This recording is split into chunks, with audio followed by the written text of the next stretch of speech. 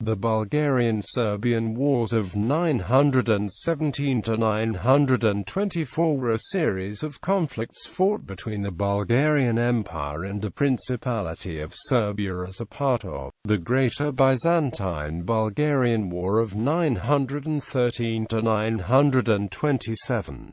After the Byzantine army was annihilated by the Bulgarians in the Battle of Achelous, the Byzantine diplomacy incited the Principality of Serbia to attack Bulgaria from the west. The Bulgarians easily dealt with that threat and replaced the Serbian prince with a protégé of their own. In the following years, the two empires competed for control over Serbia. In 924 the Serbs rose again, ambushed and defeated a small Bulgarian army. The turn of events provoked a major retaliatory campaign that ended with the annexation of Serbia in the end of the same year. Prelude. Soon after Simeon I ascended to the throne, he successfully defended Bulgaria's commercial interests, acquired territory between the Black Sea and the Strandra Mountains, and imposed an annual tribute on the Byzantine Empire as a result of the Byzantine-Bulgarian War of 894 to 896.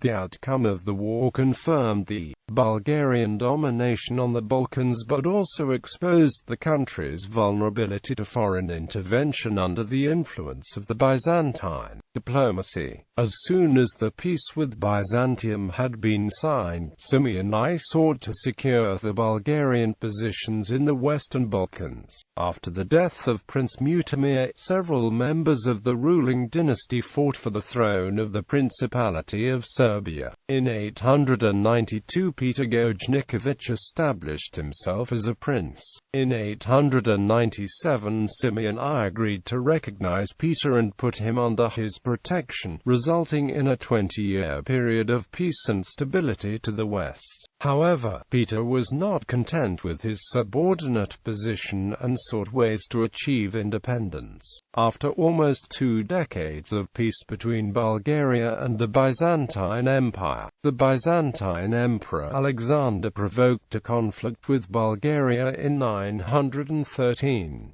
Simeon I, who was seeking pretext to confront the Byzantines to claim an imperial title for himself, took the opportunity to wage war. Unlike his predecessors, Simeon I's ultimate ambition was to assume the throne of Constantinople as a Roman emperor, creating a joint Bulgarian-Roman state. Later that year he forced the Byzantines to recognize him as emperor of the Bulgarians and to betroth his daughter to the underage emperor, Constantine VII, which would have paved his way to become father-in-law and guardian of the emperor. However, after a coup d'etat in February 914, the new Byzantine government under Constantine VII's mother Zoe Carbonopsina revoked the concessions and the hostilities continued. On the 20th of August 927 the Byzantines suffered a devastating defeat at the hands of the Bulgarian army in the Battle of Achelous, which de facto brought the Balkans under Bulgarian control. Weeks later, another Byzantine host was heavily defeated in the Battle of Katasirati just outside Constantinople in a night combat.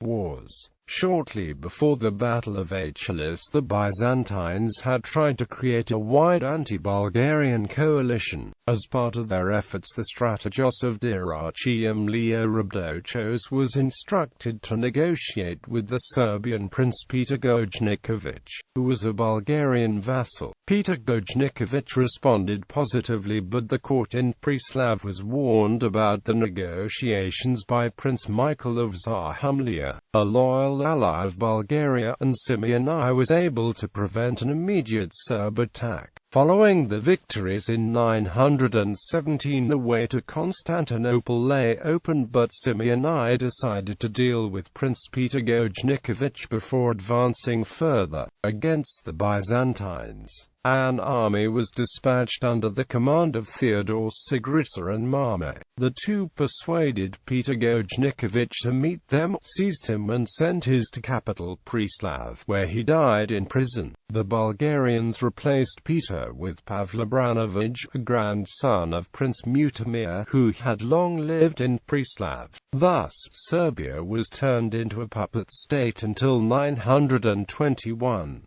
In an attempt to bring Serbia under the control, in 920 the Byzantines sent Zaharia Pribyslavilievich, another of Mutimir's grandsons, to challenge the rule of Pavle. Zaharia was either captured by the Bulgarians en route or by Pavle, who had him duly delivered to Simeon I. In either way, Zaharia ended up in Preslav. Despite the setback, the Byzantines persisted and eventually bribed Pavle to switch sides after lashing much gold on him. In response, in 921 Simeon I sent a Bulgarian army headed by Zaharia. The Bulgarian intervention was successful. Pavle was easily deposed and once again a Bulgarian candidate was placed on the Serbian throne. The Bulgarian control did not last long, because Zaharia was raised in Constantinople, where he was heavily influenced by the Byzantines. Soon Zaharia openly declared his loyalty to the Byzantine Empire and commenced hostilities against Bulgaria. In 923 or in 924 Simeon I sent a small army led by Theodore Sigrica and Mame, but they were ambushed and killed. Zaharia sent the heads and armor to Constantinople. This action provoked a major retaliatory campaign in 924.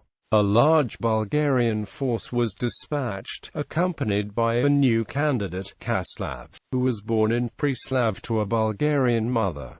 The Bulgarians ravaged the countryside and forced Zaharia to flee to the Kingdom of Croatia. This time, however, the Bulgarians had decided to change the approach towards the Serbs. They summoned all Serbian Zupans to pay homage to Kaslav, had them arrested and taken to Preslav. Serbia was annexed as a Bulgarian province, expanding the country's border to Croatia, which at the time had reached its apogee and proved to be a dangerous neighbor. The annexation was a necessary move since the Serbs had proved to be unreliable allies and Simeon I had grown wary of the inevitable pattern of war, bribery and defection. According to Constantine VII's book De Administrando Imperio, Simeon I resettled the whole population to the interior of Bulgaria, and those who avoided captivity fled to Croatia, leaving the country deserted.